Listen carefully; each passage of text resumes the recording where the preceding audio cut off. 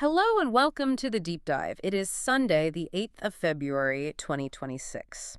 If you're listening to this, I really do hope you've had a chance to, I don't know, check your blood pressure, maybe have a bit of a lie down in a darkened room, because what we have just witnessed at Anfield, well, I'm genuinely struggling to find the words for it. I know. We are looking at what can only be described as, I think, absolute cinema, or perhaps an absolute catastrophe, depending on, what color scarf you're wearing. It was a narrative implosion, wasn't it? Yeah. I mean, I'm still trying to process the last 15 minutes alone. We sat down expecting this high-stakes chess match between Liverpool, the, let's face it, struggling champions, and Manchester City, who are just desperately chasing Arsenal for the title. Right. And for a long time, it was a chess match. It really was, until someone just flipped the board over and, well, set fire to all the pieces. Set fire to the pieces, the board, the table, everything. We're talking about a 2-1 victory for Manchester City, but that scoreline is probably the biggest lie in football right now. It doesn't even begin to tell the story. Not at all. It doesn't tell you about the 13 minutes of stoppage time, the disallowed goal that somehow became a red card, the penalty, or the sheer, unadulterated meltdown that is happening across the internet as we speak. It is a rich tapestry of pain and joy out there. The mission for this deep dive is to try and make some sense of it all. We aren't just looking at the MOTD highlights. We are digging into the raw, completely unfiltered emotions from the post-match threads. Where have we been looking? Well, we've been scouring the Liverpool subreddit, which I have to say is currently a digital exclusion zone. It is not for the faint of heart. We've been in the Manchester City celebration threads, the very confused neutral discussions on Volhori Premier League, and of course the absolute schadenfreude party that's happening over on the Manchester United subreddit. Of course. So we have a lot to get through. Yeah. A lot. We need to unpack the cowardly tactics accusations, the Alisson Becker head loss moment, and that bizarre, truly bizarre VAR decision that had me reaching for the rulebook. I think everyone was. And I still don't fully get it, I'll be honest, so I'm relying on you for that one. But let's set the scene first. Sunday afternoon, Anfield. The stakes just couldn't have been higher. They really couldn't. Context is absolutely king here. You have Liverpool, who won the league last year, currently sitting in 6th place.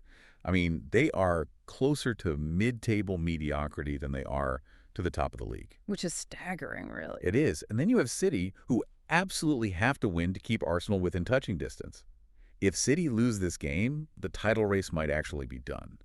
If Liverpool lose, their top 4 hopes and all that Champions League money that comes with it are hanging by a very, very thin thread. And the headlines, just looking at them now, they are brutal for the home side. Liverpool losing from a winning position at Anfield. That used to be a statistical impossibility, didn't it? Under Jurgen Klopp, if they went 1-0 up at home, you could pretty much turn the TV off. Yeah, game over. But it's become worryingly frequent for them this season under Arne Slot. And it's not just the loss, it's the manner of the collapse. We're going to talk about Slotball later, because that term is being used as a slur right now in the fan threads. It's properly toxic. I can imagine. But the big picture is that City have done the double over, Liverpool beating them home and away for the first time in decades. That's a huge psychological marker for both clubs. So City fans are convinced they are back. Liverpool fans are convinced it's over. But let's rewind. Let's go back to the start. Because before all the madness of stoppage time, we had about 17 minutes of football that was actually, well, it was quite strange. I was reading the match thread from the first half, and the word boring came up a lot. A lot. But was it boring, or was it just incredibly tense? I think it was tactically fascinating, if you're into that sort of thing, but I can totally see why the fans found it frustrating. If you look at the pass maps from that first half, it tells a very, very specific story. City had something like 68% possession. But almost all of it was in this generic U shape around Liverpool's box. Right, so they're not penetrating at all. Not at all. They were just recycling possession. Rodri to Diaz, Diaz to Gvardiol, back to Rodri. It was almost hypnotic, but it wasn't threatening in the slightest. Okay, so they're holding the ball, they're passing it around the back, but they aren't actually hurting Liverpool. Is that on City being a bit slow and ponderous, or was Liverpool doing something specific to force them into those safe areas? That's the key question, isn't it? And this is where the fan debate really starts. Liverpool's setup was, well, it was controversial. Usually at Anfield, specifically in these big games, you expect that high press, that heavy metal football brand. Of course. In your face from the first whistle. Exactly. You suffocate the opponent, you don't let them breathe. But Arne Slot had them set up in a very rigid, very deep 4-5-1 mid-block. They weren't engaging the ball until it crossed the halfway line. Which would explain all the cowardly comments we saw flooding the threads. Fans were saying, why are we showing them this much respect at our own ground? It just feels so un-Anfield. It does. But here's the nuance that the angry threads might miss in the heat of the moment.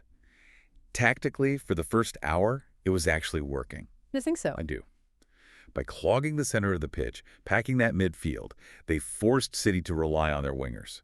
And this is where the toothless tag comes in for City's attack. Without a Kevin De Bruyne-style figure sliding those killer through balls between the center backs, City was just reduced to crossing into a box that Virgil van Dijk was absolutely dominating. So Van Dijk is just heading everything away. Haaland is isolated and looking a bit fed up. But you mentioned Liverpool looked nervous. If the tactic was working, if they were nullifying City, why the anxiety in the stadium? You could hear it through the TV. Because playing that passively at Anfield creates this massive psychological weight. You're inviting the wolf to the door, just hoping the lock holds. Every time City got a corner, or every time Doku got the ball on the wing, the Anfield crowd wasn't roaring in defiance, they were holding their breath. It was an anxious silence. And the players feel that, don't they? 100%. And you saw it with the attacking players especially. Let's talk about the big names then. Florian Wirtz and Cody Gakpo. Wirtz cost a fortune. He's supposed to be this new talisman for them. But the comments online were savage. Passenger. Ghost. Was he just having a bad day, or did this defensive shape completely neuter him? I think the shape killed him. He really did. Wirtz is a creator. He thrives in those pockets, in that little bit of space between the opposition midfield and their defense.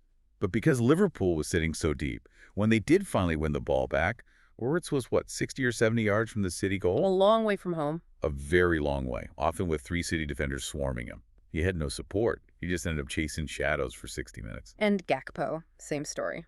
A very similar story. He was totally isolated.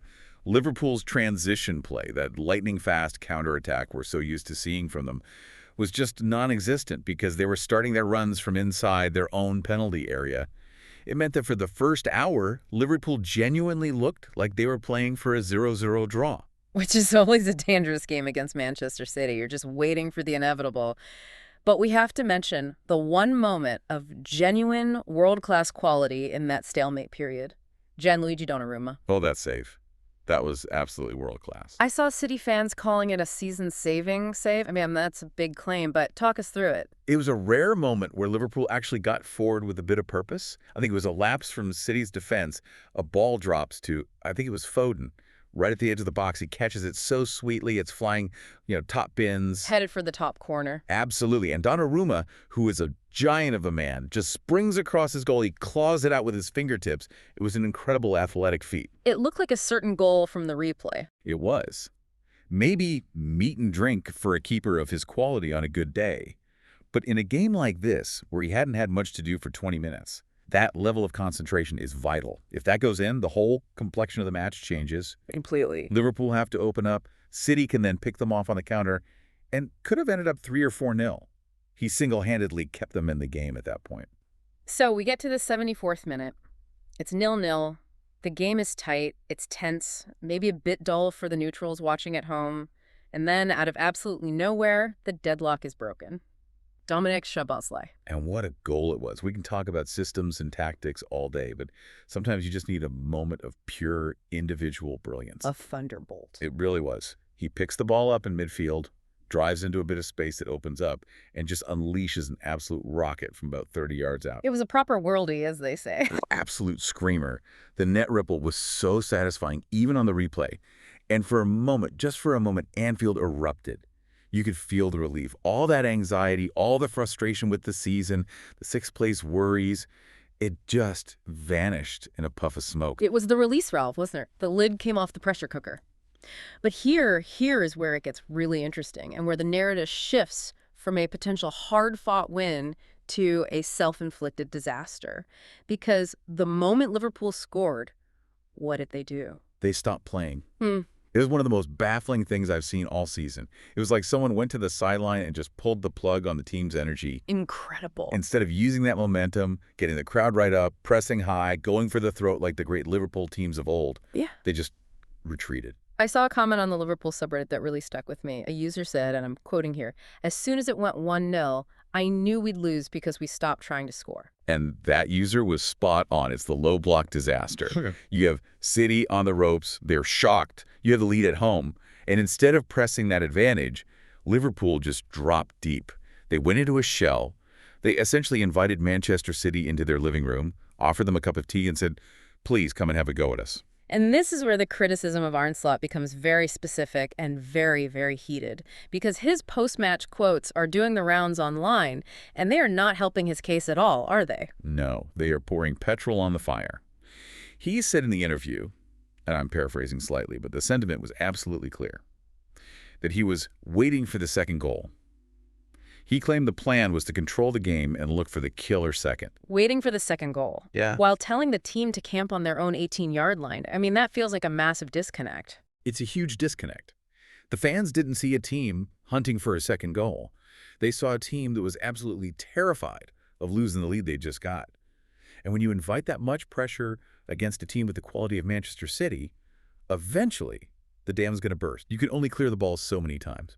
And inevitably, the villain of the piece arrives, at least the villain for Liverpool fans, Bernardo Silva. The man who just loves to score at Anfield. I laughed out loud at one of the comments in the Liverpool FC thread. Someone called him the yellow sun to Superman. That is absolutely brilliant. I love that. It's so true, though, isn't it? He just seems to drain Liverpool's power. He always turns up in these big games. It was the 84th minute, the equalizer. But we have to look at how it happened. It wasn't some wonder goal from City. It was scrappy. It was preventable. The description of the defending in the threads was savage. Mentally weak was a phrase that came up over and over again. Switching off. And it's the new signings, too. You have to look at the personnel on the pitch. Fans are noting that players like Kirkes and Frimpong, who cost a lot of money, haven't quite replaced the defensive solidity of the old guard like Robertson or Trent Alexander-Arnold. They offer a lot going forward, of course. They do. They are exciting, dynamic wingbacks. But in those grit-your-teeth moments, when you need to track a runner in the 84th minute at Anfield, they were found wanting. Bernardo just drifted into a pocket of space that simply shouldn't have been there. It was poor. 1-1. So it's 1-1. Anfield is audibly nervous again. The momentum has swung completely to City. And then we get to stoppage time, the 93rd minute. And we have to talk about Alisson Becker. Alisson. Oh, Alisson. The man who has saved Liverpool more times than we can count. The best goalkeeper in the world for a long, long stretch. But this was described in the threads as a complete head loss. What was he thinking? I mean, I've watched the replay about 10 times, and I still don't know why he came for that ball. That's the question everyone is asking. It's a through ball, yes. The defense is a little bit disorganized, yes. But the attacker, I think the threads were debating if it was Marmish or Nunez, but let's just focus on the position. He was drifting away from goal. He was running towards the corner flag, essentially. There was no immediate danger. Exactly. He wasn't in a prime shooting position. The angle was getting tighter with every step, and Alisson comes rushing out of his box like a steam train with no brakes. It was so reckless. It was completely unnecessary. He just wipes him out. Stone cold penalty. Not a single person could argue with it.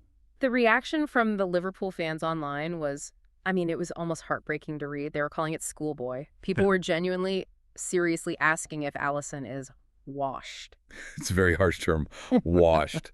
But when you set the standard as high as Alisson has for years and years, a mistake like this, in a game of this magnitude, it stands out like a sore thumb.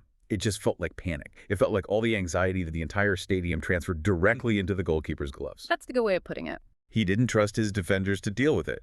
So he tried to be the hero himself and ended up becoming the villain. And who steps up to the spot? The one man you don't want to see there. Erling Haaland. The inevitable. He barely had a kick all game, really. He was so quiet. Van Dijk and Konate had marshaled him brilliantly. You have to give them that. But that's the thing with Haaland, isn't it? He doesn't need 90 minutes. He just needs 1 second. You give him a penalty at the cop end in the 93rd minute. He's not missing that. And it was the first time he scored at Anfield in front of fans. And the silence. You could honestly hear a pin drop in the Liverpool end. Followed by absolute bedlam in the away end. We saw some footage from the City section. Bodies were just flying everywhere. It was pure raw release. So it's 2-1 City. Liverpool have thrown it away. But the drama, somehow, was not over. We are deep, deep into stoppage time now. We're at 90 plus 10. And we get the incident that had absolutely everyone confused. I really need you to walk us through this because I think half the listeners are still scratching their heads about it. I think half the players on the pitch are still scratching their heads about it. So, City break again. Liverpool are all at sea. The ball ends up in the net. It looks like 3-1. Cherki, the substitute, taps it into an empty net. Game over, surely. You would think so. Absolutely. City fans are celebrating. Liverpool fans are leaving in their thousands. But then you see the referee put his finger to his ear. VAR intervenes. He goes over to the screen. And he disallows the goal. And this is the bit I don't get. Why? Why on earth would you disallow a goal for the team that scored it? It makes no sense. Okay, this is where we have to put our refereeing hats on and dive into the most pedantic corner of the rule book. It's the dodgy rule denial of a goal-scoring opportunity. Okay, let's unpack this slowly, step by step, because this is mad. Right. Let's look at the sequence of events. Haaland is breaking through on goal. Dominic Szoboszlai, Liverpool's goal scorer, remember, is chasing him back. Just outside the penalty box, Szoboszlai grabs Haaland's shirt and gives it a clear pull. Okay, freeze it there. That's a foul, no question. It's a foul. And because Haaland is arguably the last man, it's a red card offense. It's DOJSO. Right, but Haaland doesn't go down. He sort of stumbles, but he fights through the pole. The ball breaks loose to his teammate, Cherki, and Cherki scores. Correct. So surely you play the advantage. The goal is the ultimate advantage. You let the goal stand, you go back and maybe book Szoboszlai for the cynical shirt pull, and everyone goes home with the score at 3-1. That's how football works. And in 99% of cases, you would be absolutely right. Right. But the laws of the game have this very specific, very, very pedantic exception for red card offenses. The logic is this. If a player commits an offense that warrants a sending off, they should not be allowed to continue influencing the game, even for a split second. But the goal happened 2 seconds later. It doesn't matter to the letter of the law. The referee and the VAR team determined that the phase of play where the advantage would apply was broken because Haaland stumbled and lost direct control. Because the foul happened before the goal, and because it was a clear red card offense, the referee has the power to rewind time. Rewind time. I like that. That's a good way to put it. He essentially rewinds to the moment of the foul. He says, at this precise moment, Szoboszlai should have been sent off. Therefore, anything that happens after that moment doesn't count. So the goal is erased from history. So the goal is chalked off. It's a free kick to City on the edge of the box and a red card for Szoboszlai. Exactly. And the debate that sparked off in the online threads was just fascinating. Initially, the City fans were absolutely furious. You saw comments like, robbed of goal difference, and VAR is sucking the joy out of football again. They wanted the 3-1. They felt cheated. But then the penny dropped, didn't it? The penny dropped hard. They started doing the math. They quickly realized, wait a minute. We've won the game anyway. It's 2-1. And now Liverpool's best player on the day, Szoboszlai, the man who scored their only goal, is suspended for 3 games. It's actually a worse punishment for Liverpool than just conceding the goal. So much worse. If the goal stands, Liverpool lose 3-1, but they keep Szoboszlai for the next crucial league games. Now they lose 2-1 and they lose their key midfielder. Liverpool fans were, bizarrely, saying, just give them the goal. We'd rather lose 3-1 than lose Dom for 3 matches. It's the ultimate task failed successfully for Manchester City. They've stumbled into an even better outcome. It is. And for the neutral, it's just pure, unadulterated cinema. The sheer confusion of disallowing a perfectly valid goal in order to send a player off is peak Premier League drama.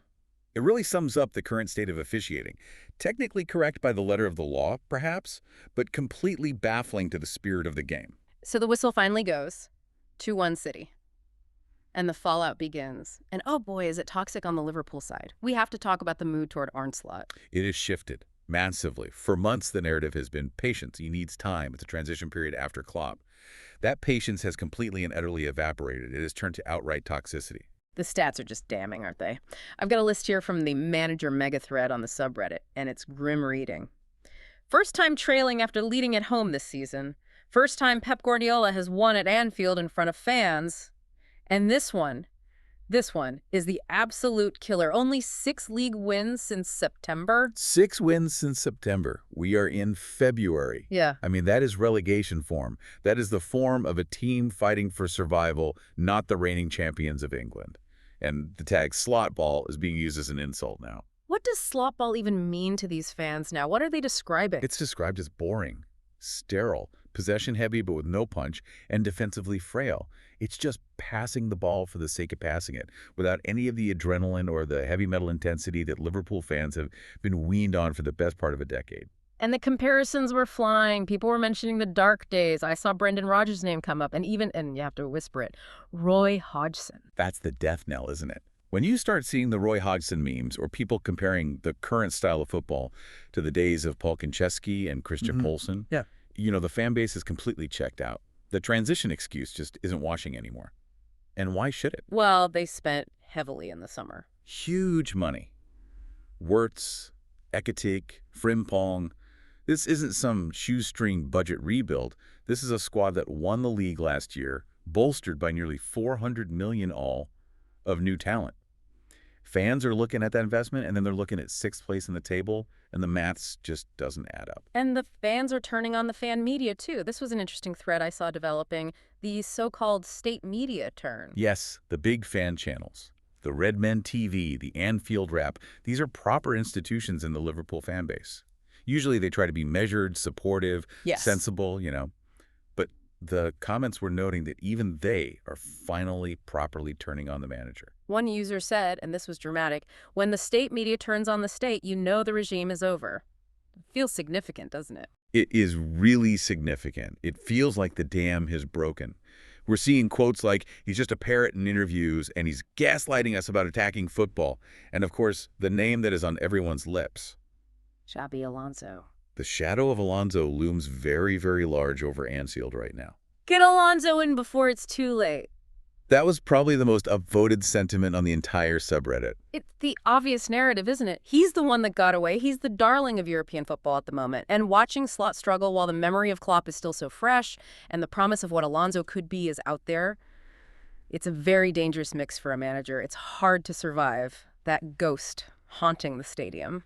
Now, let's pivot for a moment to the people who are enjoying this the most. The hate watch. We spent some time in the Manchester United subreddit, Trud Devils, and the schadenfreude was, well, it was delicious. It's a very specific type of joy, isn't it? The joy of seeing your rival suffer. It really is. I saw dozens of United fans openly admitting that watching Liverpool implode right now is better than a United win. Well, let's be honest, United wins have been a bit scarce lately too, so they have to take their joy where they can find it. But it's more than that. It's strategic hate. I saw a lot of comments explaining why they actually preferred City to win today. Explain that logic to me. Because historically, United and City are the local rivals. Surely they should want City to lose every single game. You'd think so, but it's the asterisk argument. For a certain type of United fan, if City wins the league, it feels hollow. They view City as this state-owned machine, or they'll cite the 115 charges and say it's all cheating anyway, it doesn't really count. It's an emotional void for them. So City winning is just stats on a spreadsheet. Exactly. Huh? But Liverpool winning the league hurts them physically. It touches their soul. It attacks their history and their identity. So they would genuinely rather City win 10 leagues in a row than see Liverpool get even a sniff of joy. And they were mocking the Anfield atmosphere as well. All the library comments were out in full force. Of course. And the heavy metal football being replaced by cowardly football. That stings Liverpool fans. Because that identity of intensity was their brand. To see it reduced to this passive, nervous, low block is just hilarious for their rivals. And what about the City fans? They must be absolutely flying. We are back. That is the vibe, 100%. They believe this is the turning point. Beating Liverpool at Anfield, coming from behind, that's champion behavior. They see this as the kickstart to hunt down Arsenal. And they have their heroes from today, Donnarumma, Bernardo, Haaland. Absolutely. And they're blissfully ignoring the 115 charges elephant in the room. While rivals are screaming cheaters, City fans are just counting the 3 points and, frankly, enjoying the tears of the Liverpool fans. And can you blame them? In the moment, you just want to win. So let's look at the bigger picture. What does this all mean for the table and the rest of the season? Well, for City, it's huge. They stay right on Arsenal's heels. The pressure is now massive on the Gunners. City are chasing. We all know how good City are at the chase in the second half of the season. But for Liverpool, it feels catastrophic. It really does. Liverpool are stuck in 6th. But here is the stat that really, really hurts. They are currently closer on points to Brentford and Everton than they are to Arsenal at the top of the table. Wow, closer to Everton. That is a sobering thought for any Liverpool fan. And the squad issues are just piling up, aren't they? Szoboszlai is now gone for 3 games. That's a huge blow. He was the only real spark for them today. There's chatter in the threads of Trent and Salah being checked out or already planning their exits in the summer. The recruitment team, Hughes and Edwards, they're getting absolutely hammered online. The criticism of the sporting directors is interesting, because spending $400 million and still somehow playing most of the season without a recognized top-class right-back? It does seem like negligence, doesn't it? You have all these exciting attacking midfielders, all these number 10s, but the defense just looks soft and unbalanced. If Trent is injured or out of form, who plays there? Today we saw the answer, and it wasn't at all convincing. The structure looks wrong. So the final verdict then, what happens to Arne Slot? He feels like a dead man walking. I hate to use that cliche, but the vibes coming out of the fan base are terminal. If they miss out on the top 4, and with it, all that Champions League money, the whole project has to be reset. And you can't really trust a manager to lead a project reset if he's the one who's taken the champions to 6th place in 6 months. It's ruthless, but I suppose that's elite football. Especially at this level. You don't get transition years when you've spent that much money. You get results or you get the sack. Well, that is a lot to digest. An absolutely devastating blow for Liverpool, a massive statement of intent from City, and a chaotic, confusing afternoon for the officials. Just another Sunday in the Premier League, eh? Indeed. We're going to wrap it up there, but I do want to leave you, the listener, with a final thought to chew on. If Liverpool, the reigning champions with a squad this expensive, actually misses out on the Champions League, is this the biggest title defense collapse since Leicester City? And more immediate question, does Arne Slot even survive the next international break? That is the multi-million-pound question, isn't it? Thanks for listening to The Deep Dive. Go check your blood pressure. We'll see you next time.